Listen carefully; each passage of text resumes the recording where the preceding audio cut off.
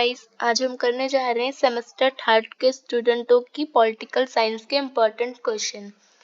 तो जो political science है, सेमेस्टर थर्ड के स्टूडेंटों के पास प्राचीन और मध्यकालीन भारतीय राजनीतिक विचार यानी ancient and medieval Indian political thought, जो कि बीए प्रोग्राम के लिए और बीए ऑनर्स के लिए, इनके लिए बहुत इंपॉर्टेंट वीडियो होने वाली है। तो अगर आप हमारे चैनल पर नए आए हो तो नीचे दिए बेल आइकन को दबा के चैनल को सब्सक्राइब कर लीजिए, जिससे सारी नोटिफिकेशन आपके पास जल्द से जल्द मिल जाए। तो चलिए स्टार्ट करते हैं। हम देख लेते हैं सेमेस्टर थर्ड की जो Indian ancient and medieval Indian political thought है, उसके इम्पोर्टेंट क्वेश्चन। तो हम यूनिट वाइज देखेंगे इम्पोर्टेंट क्वेश्चन।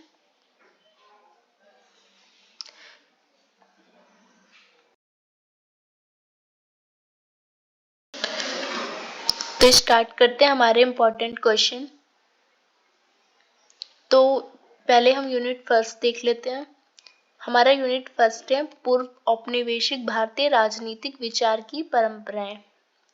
यानी जब औपनिवेशिक काल आया था उससे पहले के जितने भी राजनीतिक विचारक थे, मतलब मिडिवल के और एशियंट के, उनके राजनीतिक विचार की परंपरा को, उसके बारे में फर्स्ट यूनिट हमारा है। तो उससे रिलेटेड अब पहले हम फर्स्ट यूनिट के इम्पोर्टेंट क्वेश्चन देख लेते हैं। तो फर्स्ट है क्वेश्चन है पूर्व औपनिवेशिक भारतीय चिंतन की प्रमुख विशेषताओं का उल्लेख कीजिए। यानी जब औपनिवेशिक काल यानी अंग्रेज नहीं आए थे, उससे पहले जितने भी थिंकर्स थे, यानी मेडिवल पीरियड में और एशियन पीरियड में, तो उसके जितने भी उन थिंकर्स थे, उनकी जो विचारधारा थी उसको बतानी है। जिसमें हमारे मेडिवल में अबू फजल आ जाते हैं, एशियंट में हमारे शुक्र, मनु, कौटिल्य आ जाते हैं। तो हमें इन सब के बारे में लिखना है। मतलब पूर्व औपनिवेशिक काल पूछे तो आपको कंफ्यूज नहीं होना है। आपको मतलब आधुनिक काल से पहले की बात कर रहे हैं। तो आधुनिक काल से पहले क्या थे? मनु थे, कौटिल्य थे, अबू फजल मेडिवल में आ जाते हैं। तो मतलब मॉडर्न पीरियड को छोड़ के मिडिवल एंड एशियन पीरियड की जो प्रमुख विशेषताएं भारतीय राजनीतिक चिंतनों की यानी पॉलिटिकल थिंकर्स की, वो बतानी है। तो और क्या बन सकते हैं? फर्स्ट यूनिट से क्वेश्चन बन सकता है धर्म व दंड की अवधारणा जो है उसको स्पष्ट करें कि धर्म और दंड की अवधारणा क्या है। थर्ड क्वेश्चन बन सकता है फर्स्ट यूनिट से धर्मशास्त्र का प्राचीन भारतीय चिंतन में क्या स्थान था। जो धर्म शास्त्र है उसका प्राचीन भारतीय इतिहास में, मतलब चिंतन में क्या रोल था, तो ये बताना है। जैसे कि शुक्र का शुक्र नीति सार हो गया, और मनु का हो गया। तो इन सब के बारे में बताना है। तो अब देख लेते हैं हमारी सेकंड यूनिट। हमारा सेकंड यूनिट है मनु। हमें इसमें वर्तमान संदर्भ में अध्ययन की प्रासंगिकता बतानी है मनु की। तो इससे बन सकते हैं, मनु से क्वेश्चन बन सकता है कि जो भी मनु से रिलेटेड क्वेश्चन बनेंगे, मैं सारे क्वेश्चन बताऊंगी कि मनु से क्या क्या बन सकते हैं। तो मनु से फर्स्ट क्वेश्चन बन सकता है कि मनु द्वारा प्रतिपादित वर्ण व्यवस्था का वर्णन करें। मनु ने जो अपने जो बुक में जो मतलब डायलॉग फॉर्म में जो इंद्र को जो वो बताते हैं, शिक्षा देते हैं, उसमें वर्ण व्यवस्था की वो बात करते हैं। तो मनु ब्राह्मण, क्षत्रिय, वैश्य जो इनमें जो बांटा है ना मनु ने समाज को, तो इसकी वर्ण व्यवस्था की आपको चर्चा करनी है। सेकंड बन सकता है कि मनु के राजनीतिक व सामाजिक विचार क्या थे, ये बताना है। तो मनु ने क्या क्या राजनीतिक बारे में बताया, राजा के कर्तव्य, राजा कैसा होना चाहिए, और जो मतलब राज्य की उत्पत्ति कैसे हुई, और समाज मतलब 4 वर्णों में जो बांटा है, तो ये सब बताना है आपको। नेक्स्ट बन सकता है कि मनु द्वारा दिए गए राज्य के सप्तांग सिद्धांत का वर्णन कीजिए। जो मनु ने सप्तांग सिद्धांत बताए राज्य के, यानी 7 अंग, जिसकी पृथ्वीपति, अमात्य, कोश, दंड, सेन, तो ये सब आपको बताना है। तो नेक्स्ट क्वेश्चन बन सकता है कि मनु ने राजा के कर्तव्य के बारे में क्या कहा है।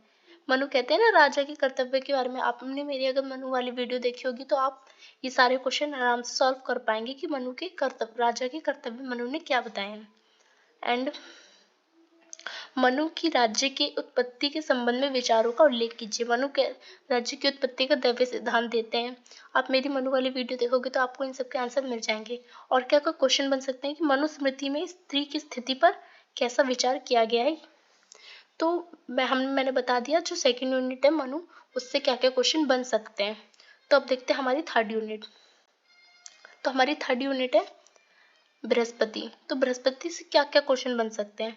तो हमें बृहस्पति जो हमारा थर्ड यूनिट है उसमें हमें बृहस्पति का शासनकाल, न्याय और अंतरराज्य संबंध पढ़ना है। मैंने बृहस्पति पे भी वीडियो बना रखी है और डाल रखी है, आप देख सकते हैं कि बृहस्पति का शासन काल, न्याय और अंतरराज्य संबंध। तो इसमें हमारे क्वेश्चन बन सकते हैं कि बृहस्पति द्वारा निर्धारित शासन कला में विभिन्न आयामों का प्रशिक्षण कीजिए। अगर आपने बृहस्पति पढ़ रखा होगा तो आप ये क्वेश्चन आराम से कर लेंगे। सेकंड बनता है बृहस्पति से कि बृहस्पति द्वारा दी गई राजसत्ता और राज्य कला की अवधारणा की आलोचना करना है। एक तो आपको बताना है और दूसरे में आपको हर क्वेश्चन की आलोचना करना भी आना चाहिए, क्योंकि क्वेश्चन आपको आलोचना वाले भी पूछ सकते हैं और अब जैसे कि वर्णन करने वाला भी पूछ सकते हैं। तो देखते हैं फोर्थ यूनिट से क्वेश्चन कैसे कैसे बनते हैं। तो यूनिट फोर्थ है हमारा शुक्र। इसमें हमें शुक्र नीति सार के बारे में पढ़ना है। तो शुक्र नीति सार से क्वेश्चन क्या क्या बनता है कि शुक्र नीति के प्रामाणिकता के इर्द गिर्द घूमने वाली चर्चा पर टिप्पणी कीजिए कि शुक्र नीति के जो शुक्र नीति के बारे में प्रामाणिकता वो कैसे है शुक्र नीति, तो इसके बारे में आपको बताना। अगर आपने मेरी शुक्र वाली वीडियो देखी होगी तो आपको पता लग जाएगा। तो नेक्स्ट है शुक्र नीति में राजसत्ता और शासन कला की अवधारणा का आलोचना वर्णन कीजिए। तो शॉर्ट नोट क्या बन सकते हैं शुक्र नीति में। शुक्र नीति में सेना और युद्ध की अवधारणा। और नेक्स्ट बन सकता है शुक्र नीति में शासन और आर्थिक प्रबंधन की अवधारणा। तो हमने देख लिया कि शुक्र नीति से क्या क्या मतलब शुक्र से क्या क्या क्वेश्चन बन सकते हैं। अब हम देखेंगे यूनिट 5 यानी कौटिल्य। इसमें हमें कौटिल्य का राज्य का सिद्धांत पढ़ना था। तो हम कौटिल्य यूनिट 5 से हमारे क्या क्या क्वेश्चन बन सकते हैं। तो कौटिल्य की राजनीतिक विचारों की आलोचनात्मक व्याख्या कीजिए। कौटिल्य की जो भी राजनीतिक विचार कौटिल्य ने बताए हैं अर्थशास्त्र में उसकी आलोचना करना है। मैंने आपको पहले कहा कि आपको हर क्वेश्चन की आलोचना करना भी आना चाहिए। नेक्स्ट है कि कौटिल्य के सप्तांग सिद्धांत तथा मंडल सिद्धांत की व्याख्या कीजिए। ये भी बहुत इंपॉर्टेंट है। कौटिल्य का सप्तांग सिद्धांत और मंडल सिद्धांत ये बार बार पूछे जाते हैं एग्जाम में और ये आने की 95% चांसेस होते हैं। तो नेक्स्ट यूनिट हमारा 6 है। तो हमारे यूनिट 6 में हम है अगाना सुत्ता। इसमें राज्य तत्व का सिद्धांत हमें पढ़ना है। तो अगाना सुत्ता के अंतर्गत क्या क्या क्वेश्चन बन सकते हैं। बन सकता है अगाना सुत्ता में जो राजनीतिक विचार, अधिकार व कर्तव्य के विषय में उल्लेखित जो है उसके बारे में बताना है आपको। सेकंड क्वेश्चन बन सकता है कि बौद्ध धर्म में जो राजत्व व राज्य के विचार की व्याख्या कीजिए। जो बौद्ध धर्म में जो राजत्व की बात की गई है और राज्य के विचार के बारे में बात की है वो आपको वर्णन करना है। अगर आपने मेरी अगन्य सुत्ता वाली वीडियो देखी होगी तो आप देख सकते हैं कि क्या बौद्ध के जो द्वारा उनके अनुयायी ने अगन्य सुत्ता में जो लिखा है वो क्या लिखा है राज्य के बारे में। तो नेक्स्ट बन सकते हैं सामाजिक राजनीतिक समानता के विषय में बौद्ध धर्म में क्या कहा गया है। तो अगर आपने मेरी देखी होगी वीडियो अगर सुत्ता की तो उसमें आप जान सकते हो कि राजनीतिक और समानता के बारे में क्या क्या कहा गया है अगन्य सुत्ता में। तो नेक्स्ट यूनिट है हमारा यूनिट 7 जो कि है तिरुवल्लुवर। तिरुवल्लुवर की हमें नैतिक जीवन और राजनीतिक के बारे में पढ़ना था। तो इससे क्या क्या क्वेश्चन बन सकते हैं। इससे बन सकता है कि राज्य संबंधित में तिरुवल्लुवर की दृष्टिकोण का वर्णन कीजिए। नेक्स्ट क्वेश्चन हमारा बन सकता है शासन और न्याय पर तिरुवल्लुवर के सुझावों पर प्रकाश डालिए। नेक्स्ट हमारा क्वेश्चन बन सकता है राजनीतिक की तिरुवल्लुवर धारणा का आलोचनात्मक मूल्यांकन कीजिए। मैंने कहा ना हर क्वेश्चन का मूल्यांकन भी आ सकता है तो आपको प्रिपेयर करके जाना है। आपको आंसर एक ही चीज से लिखना है। मैं ये बता रही हूँ सब यूनिट के कि कैसे कैसे क्वेश्चन पूछ सकते हैं। तो मैंने सारी वे बता दी यूनिट 7 की भी। अब देखते हैं हम यूनिट 8 की। तो यूनिट 8 है हमारा बांसवाना। तो बांसवाना से क्या क्या क्वेश्चन बन सकता है। बांसवाना से क्वेश्चन बन सकता है कि लोकतंत्र और राज्य प्रशासन के संदर्भ में बांसवाना की विभिन्न विचारों का आलोचनात्मक मूल्यांकन कीजिए। तो आपको हर चीज़ का आलोचनात्मक मतलब उसकी बुराइयां करना भी आना चाहिए। आप पहले लिख देंगे सब चीज़ इसके बारे में, फिर लास्ट में छोटी सी लाइन जैसे आप 3-4 लाइन में आलोचना कर दीजिए।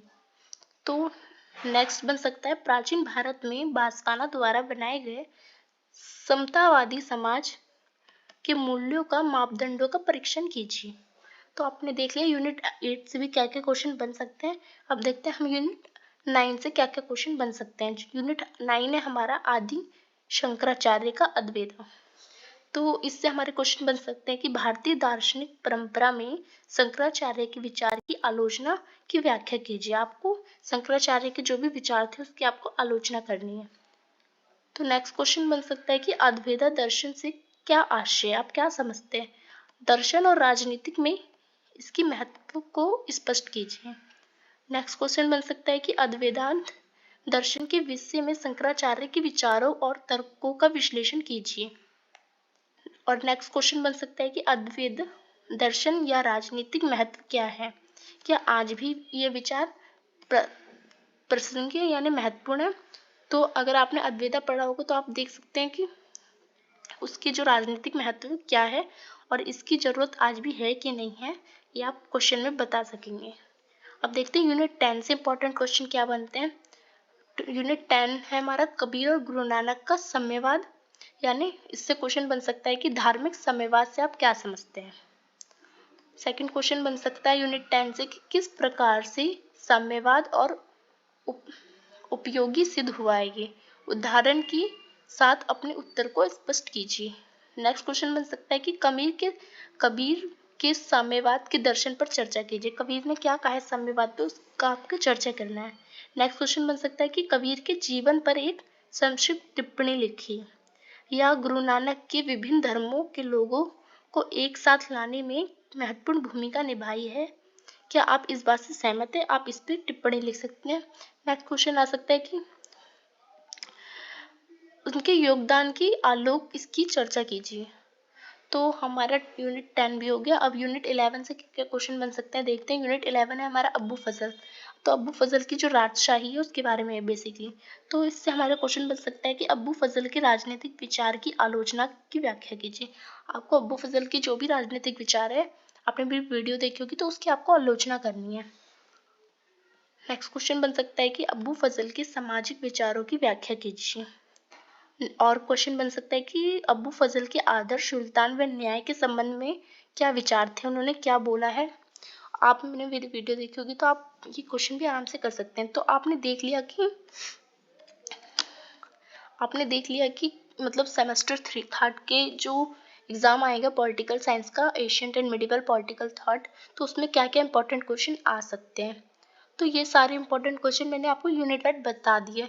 मतलब मैंने इतने सारे क्वेश्चन बताया तो आप सोचेंगे इतने सारे क्वेश्चन कैसे याद होंगे। क्वेश्चन का आंसर एक ही होगा, पर मैंने क्वेश्चन किस किस तरीके से पूछ सकते हैं ना, उसके तरीके बताए हैं मैंने। हाँ, 2 तरह के तो मैं आपको बता दूं, एक तो आपको वर्णन करने वाला आ सकता है, एक व्याख्या मतलब एक आलोचना। तो सबका आपको आलोचना और वर्णन दोनों प्रिपेयर करके जाना है। बाकी क्वेश्चन पूछेगा अलग तरह से, बट आपको आंसर एक ही तरह से देना है।